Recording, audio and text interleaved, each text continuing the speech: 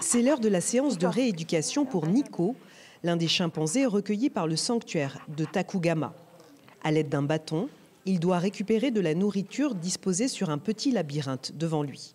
Un exercice créé sur mesure par sa soignante pour le forcer à stimuler son bras.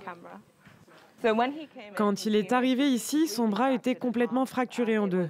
C'était une blessure par balle, probablement de quand il a été capturé. Dans ces cas-là, les familles sont tuées et les petits sont souvent blessés au passage. Il avait moins de 2 ans.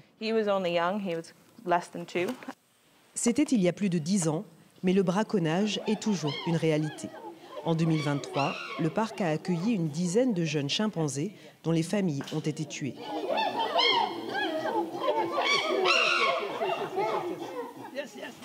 Après une mise en quarantaine et une série de vaccins, les chimpanzés passent d'abord par un parc de réhabilitation. Puis ils rejoignent les dizaines d'hectares sauvages protégés du sanctuaire. Mais la mission de Takugama ne s'arrête pas là.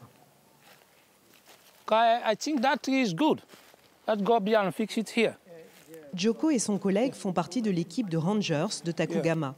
Ils sont aujourd'hui sortis installer des pièges vidéo autour du sanctuaire pour surveiller la population de chimpanzés sauvages qui vit dans les environs. Ils contrôlent aussi les activités humaines. Le matin, nous partons à la recherche de pièges.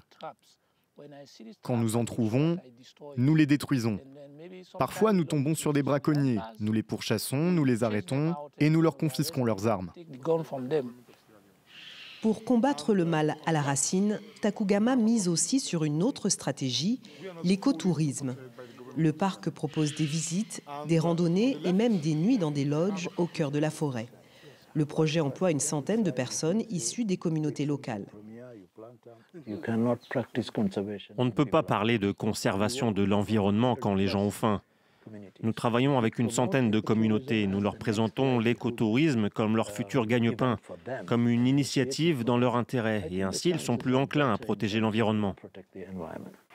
Un combat qui porte peu à peu ses fruits. Grâce au travail du sanctuaire, la Sierra Leone a élevé il y a quelques années le chimpanzé au rang d'animal national.